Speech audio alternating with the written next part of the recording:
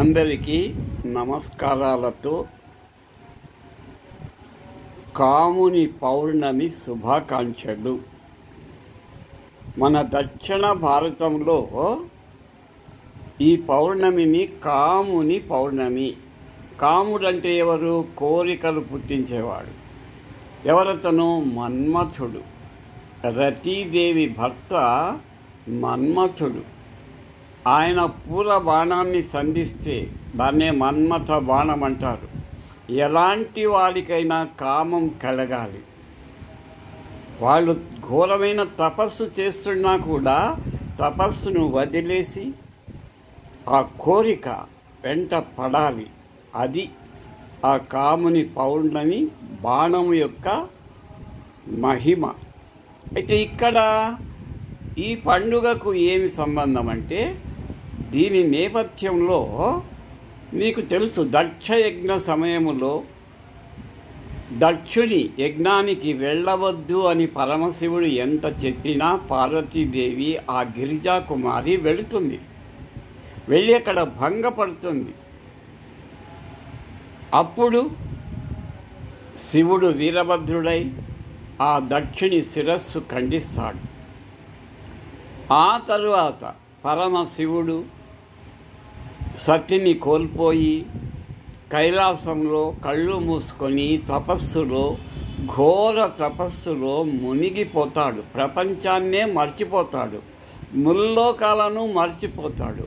అలా అయితే ఎలా?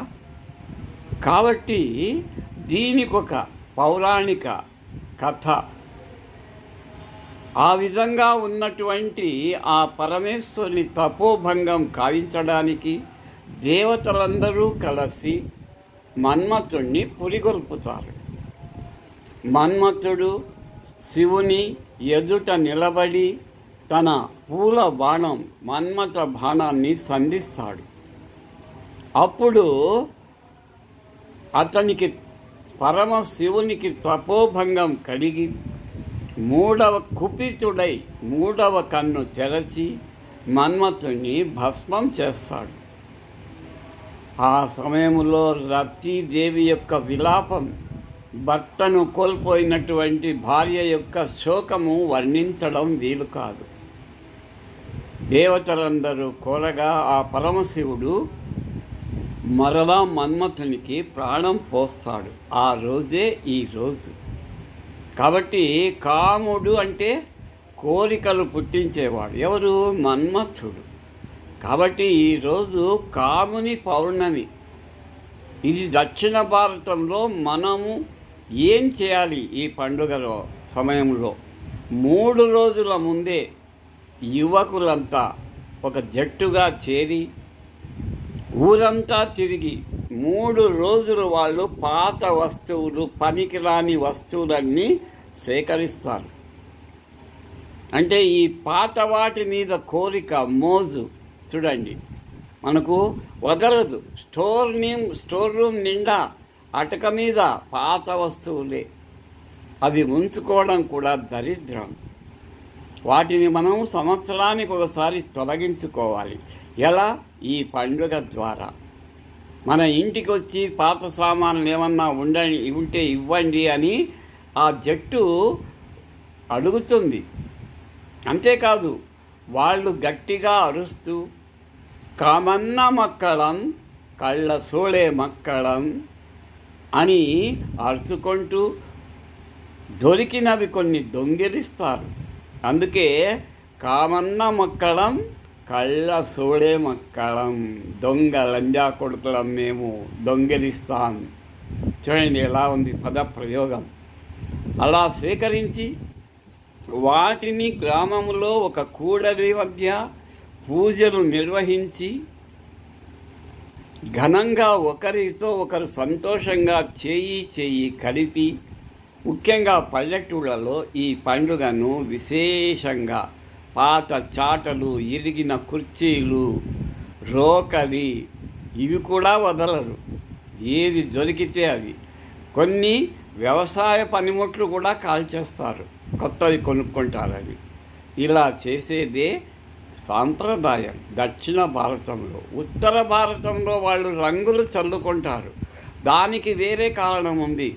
హోళిక అనేటువంటి రాక్షసి అందరినీ పీడిస్తుంటే ఆ హోళిక అనే రాక్షసిని ఈరోజు సంహరించడం వల్ల సంబరాలు జరుపుకుంటారు ఉత్తర భారతీయులు. అదే హోలీ పండుగ. దానికి సంకేతంగా రంగులు చల్లుకుంటారు సంతోషంగా. అక్కడి సాంప్రదాయం అక్కడిది. కానీ మనం ఇది కాముని పౌర్ణిమ, హోలీ పౌర్ణిమ కాదు. మనకి కాముని దహనం అంటే ఈ పాత వస్తువులన్నీ, పాత వాటి మీద ఉన్న కోరికలన్నీ దహించేయాలి. అందుకే పాత వస్తువులను మనము ఆ రోజు ఒక చోట చేర్చి వాటికి నిప్పు పెట్టాలి. అందరూ దాని చుట్టూ ఎగురుతూ సంబరాలు జరుపుకోవడం మన దక్షిణ భారతీయుల లక్షణం. ముఖ్యంగా తెలంగాణ, ఆంధ్ర ప్రాంతంలోనూ, రాయలసీమలో ఇంకా ముఖ్యంగా ఈ యొక్క కాముని పౌర్ణమి పండుగ మనము జరుపుకుంటాం. కాబట్టి మనం కొన్ని సాంప్రదాయాలు తెలుసుకోవాలి. ఒక్కొక్క ప్రాంతానికి ఒక్కొక్క సాంప్రదాయం ఉంటుంది. మనము దసరా ఎందుకు జరుపుకుంటాము?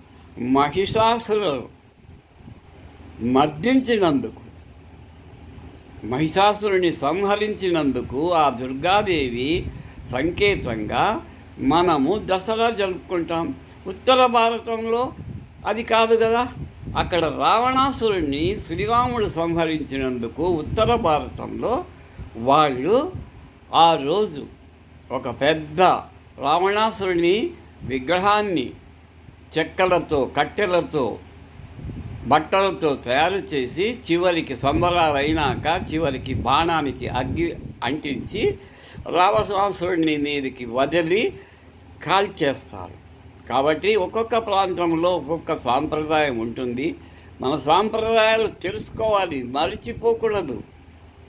ఈనాటి యువత ఏదో ఊరికే రంగులు చిమ్ముకోవడం, కళ్ళల్లోకి ఆ విషపు రంగులు వేసుకోవడం పద్ధతి కాదని తెలుపుతూ, కొంచెమైనా మీకు అర్థమైంటే నాకు సంతోషంగా ఉంటుంది. ఈ వీడియో చేసినందుకు శుభం భూయాత్. చివరిగా మరొక్కసారి కాముని పౌర్ణమి శుభాకాంక్షలు.